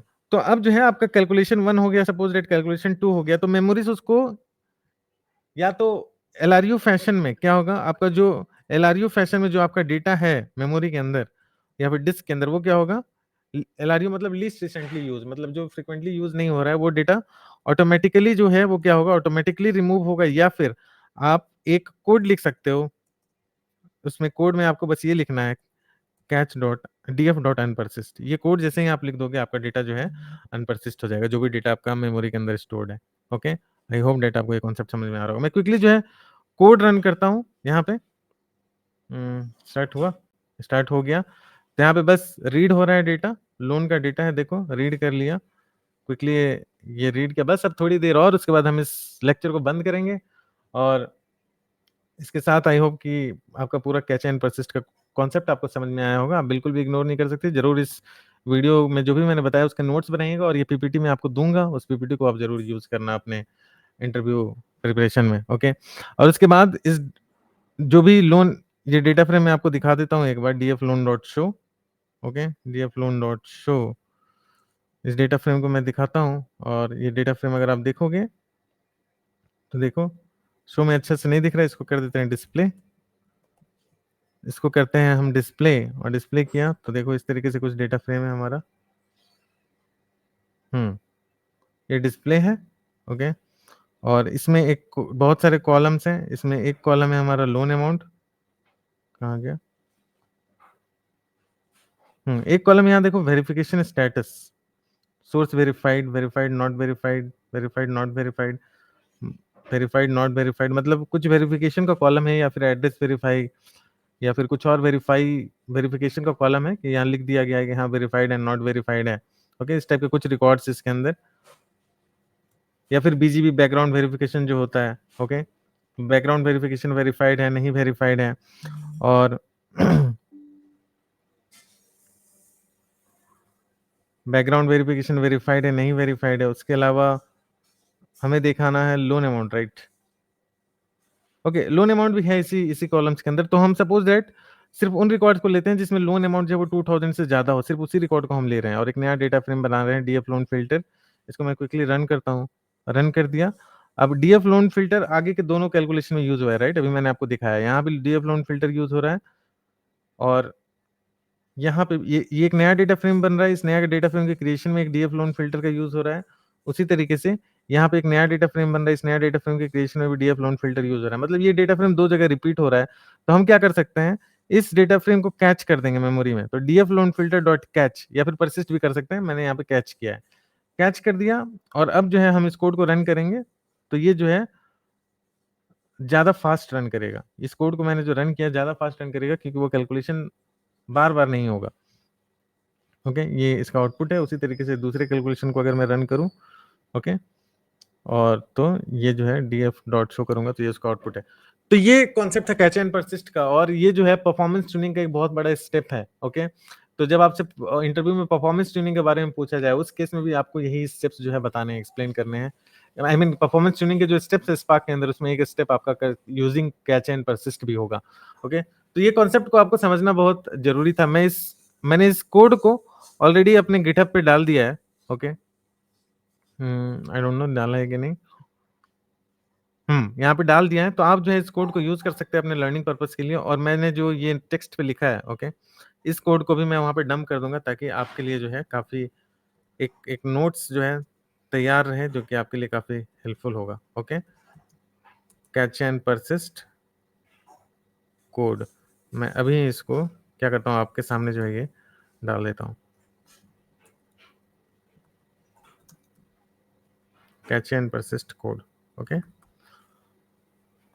और इसी के साथ इसको मैं अब जस्ट आपके सामने बस अपलोड कर देता हूँ डाउनलोड्स में, कैच एंड परसिस्ट कोड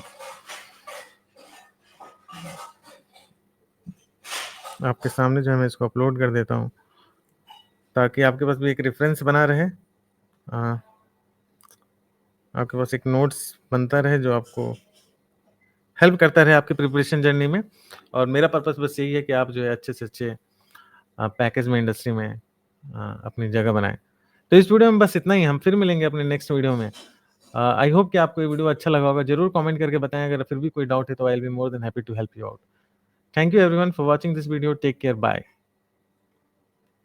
होता है राइट, उसमें रैम और हार्ड डिस्क दोनों होता है। तो उसी तरीके से जो स्पार्क का नोड होता है उसमें रैम तो हम कॉन्फ़िगर करते हैं, बट हम हार्ड डिस्क कॉन्फ़िगर नहीं करते। बाय डिफॉल्ट उस कंप्यूटर के अंदर, उस नोड के अंदर रैम होता है। तो सपोज दैट 8 नोड है, तो ऐसा हो सकता है कि हर नोड के ऊपर 500 जीबी का हार्ड डिस्क हो।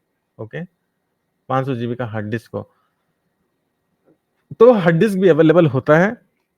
तो जहां भी डिस्क लिखा जा रहा है, इसका मतलब उस नोड के ऊपर जो हार्ड डिस्क अवेलेबल है या फिर एसएसडी अवेलेबल है, उस हार्ड डिस्क या फिर उस एसएसडी की बात की जा रही है। राइट, आई होप दैट कि आपको ये कॉन्सेप्ट्स क्लियर हो रहे होंगे। अरे भाई, बहुत मेहनत लग रहा है, मेहनत लगता है ये सब कॉन्सेप्ट तैयार करने में, है ना। आप जरूर जो है इन सब वीडियोस का बेनिफिट उठाना। ये वीडियोस आपको जो है इंडस्ट्री में लैंड करा सकते हैं बहुत ही हाई पैकेज पे। ओके, तो यही चीज मैंने लिख दिया, why memory usage is low in case of in disk only. ये मैंने एक्सप्लेन कर दिया कि कोई रैम पिक्चर में नहीं आता है, कोई रैम यहाँ पे यूज नहीं होता है, इसलिए ये जो स्पेस यूज है वो लो है।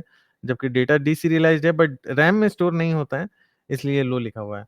और दूसरा चीज, why CPU time is high in disk only, मैंने आपको बता दिया कि डिस्क में सीपीयू टाइम हाई होता है क्योंकि डिस्क में इनपुट आउटपुट ऑपरेशन में टाइम ज्यादा लगता है। ओके,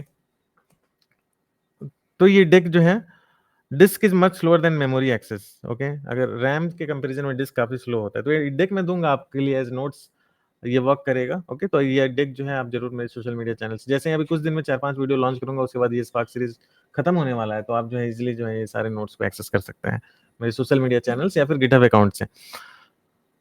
हाँ, तो ये disk, from where disk is coming in picture, तो मैंने बता दिया आपको कि हर नोड के ऊपर, ओके, हर नोड के ऊपर एक डिस्क होता है। इसके बारे में मैंने एक नोट्स टाइप का लिखा हुआ, बट मैंने वो वर्बली बोल दिया है, तो ये दिखाने की जरूरत नहीं है। मैं क्विकली आगे बढ़ता हूँ। ओके, अब जो है इतने सारे परसिस्ट के स्टोरेज लेवल मैंने आपको दिखाए। ओके, तो वो काम कैसे करता है। कैचे के केस में मैंने आपको बोल दिया, आरडीडी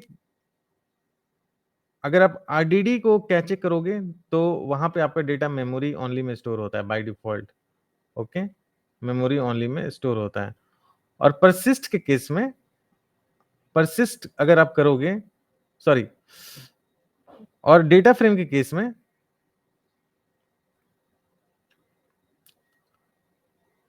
डेटा फ्रेम के केस में आपका डेटा जो है